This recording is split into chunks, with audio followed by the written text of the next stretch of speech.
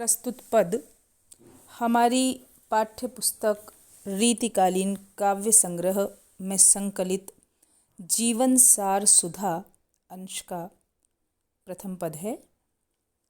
देखिए, सूनों के परम पदु, ऊनों के अनंत मधु, दूनों के नदी से नदु, इंदिरा फुरय परी, महिमा मुनीसन की, संपत्ति दिगीसन की, ईसन की सिद्धि, ब्रज बीथी बिथुरय परी, भादव की अंधेरी अधराती मथुरा के पथ, आई मनोरथ देव, देवकी दुरय परी, पारावार पूरन, अपार पार ब्रह्म राशि, जसुदा के कोरे एक बारक कुरय परी।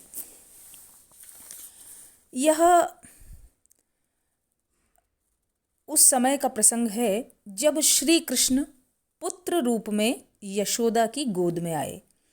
अर्थात कृष्ण ने मथुरा में जन्म लिया और जब वे गोकुल में यशोदा की गोद में आ गए तो जो सारा वातावरण था और सृष्टि में किस प्रकार उस समय आनंदोत्सव बिखर गया, प्रकृति आनंद में निमग्न हो गई। कृष्ण के अवतरण मात्र से जो वातावरण था वह किस प्रकार का हो गया उसका उल्लेख है, क्योंकि हमारे यहाँ कृष्ण को सगुण जो भाव है उसके अंतर्गत विष्णु का अवतार माना जाता है। और जब कृष्ण का अवतरण हुआ तो निश्चय ही उनके द्वारा जो संचालित की जा रही सृष्टि है उसका प्रसन्नता से परिपूर्ण होना उतना ही आवश्यक था। तो उसी का वर्णन, उसी का चित्रण कविदेव इस पद में कर रहे हैं। सूनों के परम पदु, जब श्री कृष्ण पुत्र रूप में यशोदा की गोद में आए तो जो परम पद या मोक्ष का सुख है, स्वर्ग का जो सुख है, वह भी उस सुख के समक्ष फीका पड़ गया। इसका एक अर्थ यह भी हो सकता है कि परम पद अर्थात स्वर्ग का सिंहासन सूना सा हो गया, क्योंकि कृष्ण तो विष्णु का जो अवतार कृष्ण थे वे तो यशोदा की गोद में आ गए थे। और यह भी है कि मोक्ष का सुख या स्वर्ग का सुख भी उस सुख के समक्ष फीका लगने लगा। ऊनों के अनंत मधु, ऊनो शब्द के दो तात्पर्य हो सकते हैं। ऊनों का एक तात्पर्य है कम, हीन या नीचा, और दूसरा तात्पर्य हो सकता है उन्नमित। दोनों अर्थ देखिए। ऊनों के अनंत मधु, अनंत मद, अनंत मस्ती और आनंद भी उस आनंद के समक्ष ऊना लगने लगा, फीका लगने लगा, कम लगने लगा, नीचा लगने लगा, हीन लगने लगा। और यदि ऊनों का अर्थ हम उन्नमित मान लें, उमड़ना मान लें, तो हम ये माने कि यशोदा की गोद में उस श्री कृष्ण के बालक रूप में आने पर मानो अनंत आनंद, अनंत मस्ती और प्रसन्नता उन्नमित हो गई, झुक गई और चारों ओर फैल गई। दूनों के नदी से नदू, व्यक्तियों के मन में ही उत्साह संचरित नहीं हुआ, उत्साह परिवर्धित नहीं हुआ, बल्कि नदीश, नदियों का ईश जो समुद्र है, और नदू मतलब तालाब, समुद्र और तालाब भी दुगने प्रवाह से हिलोरे लेकर बहने लगे। और इसका प्रमाण हम जो अंतरकथाएं हैं उनमें सुनते हैं कि जब वसुदेव कृष्ण को लेकर और मथुरा से गोकुल आए तो उस समय यमुना नदी श्री कृष्ण के चरण छूने को उतावली होकर इतनी बढ़ गई कि वह वसुदेव के गले तक आ गई। तो दोनों के नदी से नदू, समुद्र, तालाब और नदियां जो हैं वह दुगने प्रवाह से बहने लगी। इंदिरा फुरय परी, इंदिरा लक्ष्मी का पर्याय है और फुरे पर ना स्फुरित होना, फैल जाना, प्रकट होना।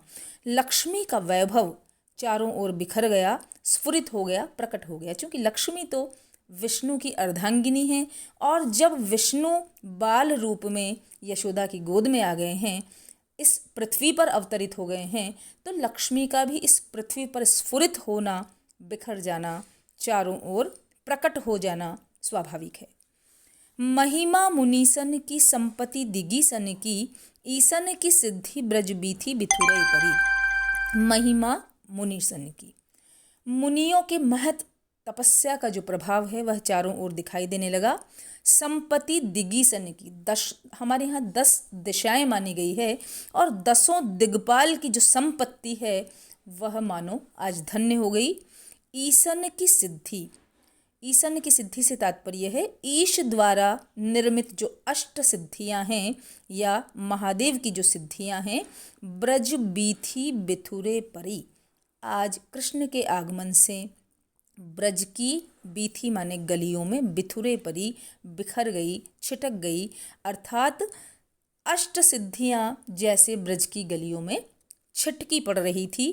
भादों की अंधेरी अधराती मथुरा के पथ, आई मनोरथ देव देव की दुरे परी। और इस प्रकार भाद्रपद मास की अंधेरी यानी कृष्ण पक्ष की जो अर्धरात्रि थी, कृष्ण का जन्म भादव कृष्णा अष्टमी के दिन हुआ था, तो भाद्रपद मास की जो अंधेरी कृष्ण पक्ष की अर्धरात्रि थी, मथुरा के रास्ते में वह कृष्ण पक्ष की काली रात उजास लेकर आई।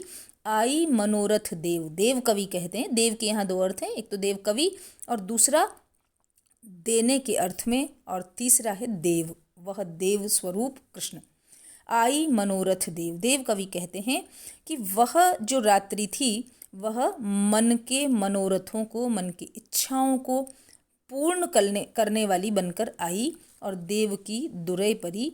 और जिस रात के गर्भ में देव की दुरै परी यानी छिप कर रह गई, अर्थात कृष्ण का जन्म तो देवकी के गर्भ से हुआ, लेकिन जाना वह यशोदा के लाल के रूप में गया। यशोदा की गोदी में जब वह आया तो लोगों के समक्ष प्रकट हुआ, इसलिए सबके मनोरथ को पूर्ण करने वाली जो देवकी थी वह तो अंधियारी रात में ही उस काल कोठरी में ही छिपी रह गई, और वह देव जो देवकी के गर्भ में छुपा था वह यशोदा की गोद में आकर यशोदा का लाल बनकर सबके सामने प्रकट हुआ। पारावार पूरन अपार पार ब्रह्म राशि, पारावार पूरन, और इस प्रकार पारावार समुद्र, संसार रूपी समुद्र को वैभव रूपी जल से आपूरित करने वाली जो अपार अतुलनीय पार ब्रह्म की राशि थी, वह यशोदा के कोरे एक बालक कुरी पड़ी। यशोदा की कोरे मतलब क्रोड़ में, गोद में एक बालक के रूप में कुरे पड़ी, गिर पड़ी, इकट्ठी हो गई, एक बालक के रूप में वह स्फुरित हुई।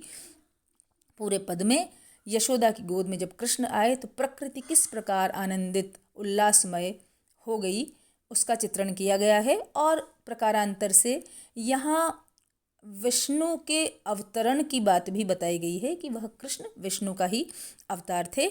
पूरे पद में अनुप्रास अलंकार है, श्लेष अलंकार भी है, ऊनो शब्द में है, और इसी प्रकार देव में श्लेष है।